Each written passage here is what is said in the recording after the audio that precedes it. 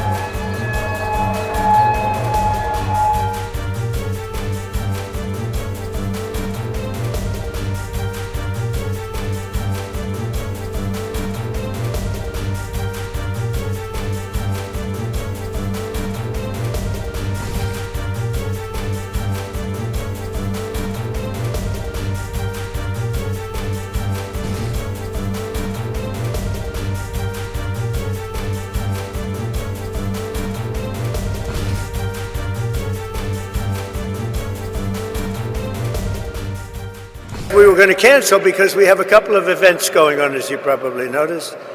So they said, oh, we'll cancel Memphis. I said, we're not canceling Memphis for anything. We're not canceling.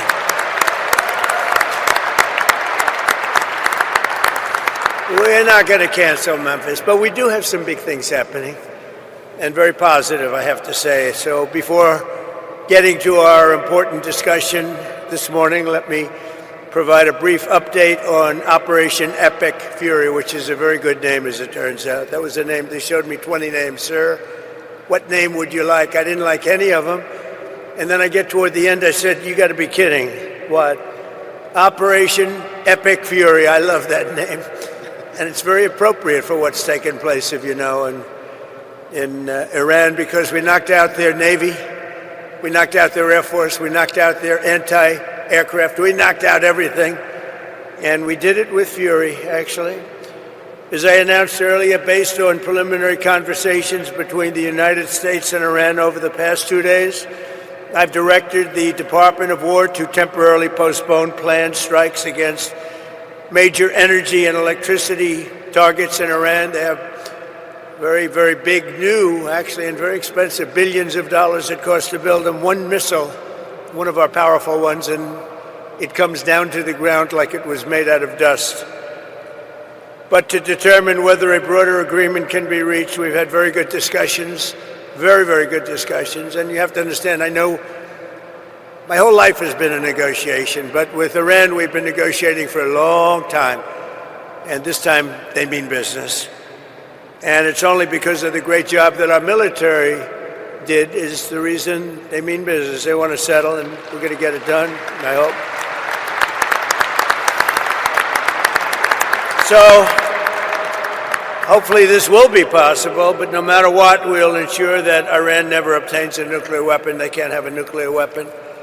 They would have had one if we allowed the Obama deal to stand. That was the Iran nuclear deal, they called it. They would have had one. Marshall III.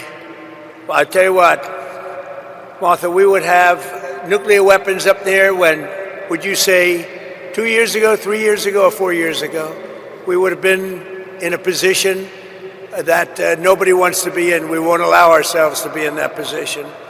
Over the past 3 weeks, the United States military and our partners have been decimating Iran's military capabilities with overwhelming firepower, skill, lethality in force, and we're destroying their ballistic missiles and drones programs with launchers down by more than 90%. We're hitting their launches at a level that nobody even thought of before. 90%. They can't launch them, and they don't have very many of them because most of them have been annihilated.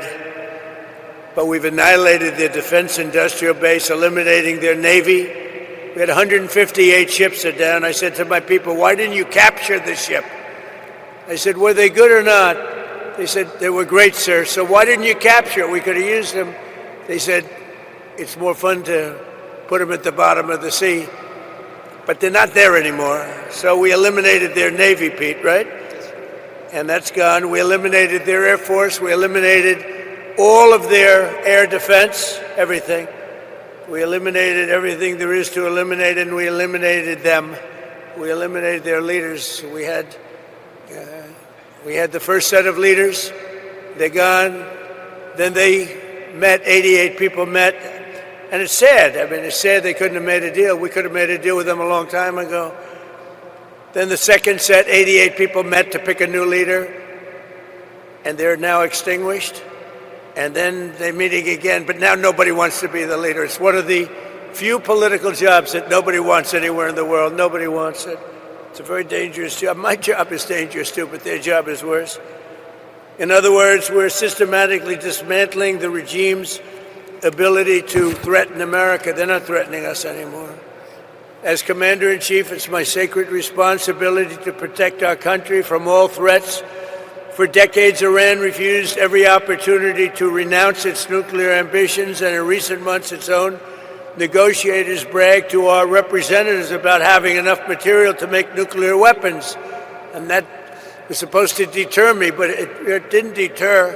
It made me more anxious, and it just made it much more important. This mission that we're all on together was much more important, and we did it quicker. Iran's missile capabilities were also growing so fast that it would soon have become virtually impossible to stop them. Once they have a missile, once they have what they were building was incredible. And you got a little glimpse of it by the fact that when they came out, they started shooting all of their neighbors. Their neighbors weren't fighting with them. They were getting along okay with their neighbors. And I was surprised. They were everybody was surprised. And it actually worked in reverse because their neighbors then turned against them. Now Iran has one more opportunity to end its threats to America and her allies, and we hope they take it.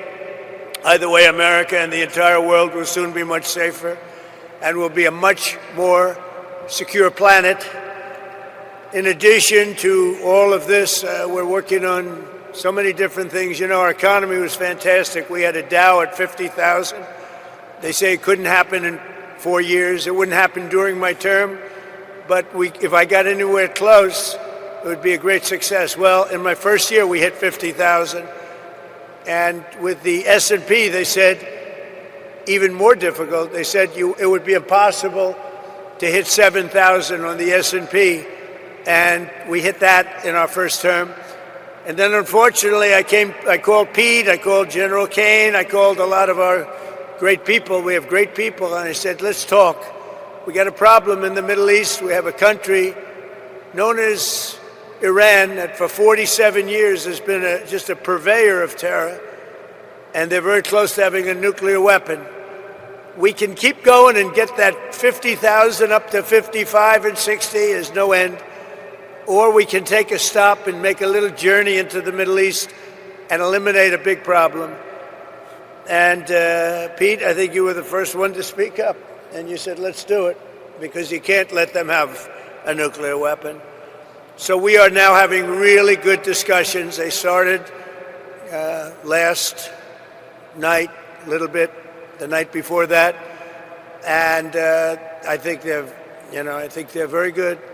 They want peace. They've agreed they will not have a nuclear weapon, et cetera, et cetera. But we'll see. You have to get it done. But I would say there's a very good chance. And it began when I said that we were planning tomorrow on shooting down some of their power plants, and we're going to hold that up. Hopefully we won't have to do it. and hopefully we can make a deal that's good for all of us, including the Middle Eastern allies that have been very good to us, including Israel, that's been a great partner in this fight. They've really been a good partner in the fight. They fought hard. But we'll see what happens. I think there's a very good chance we're going to end up in a deal. And so we're giving it 5 days, and then we're going to see where that takes us. And I would say at the end of this period, I think it could very well end up being a very good deal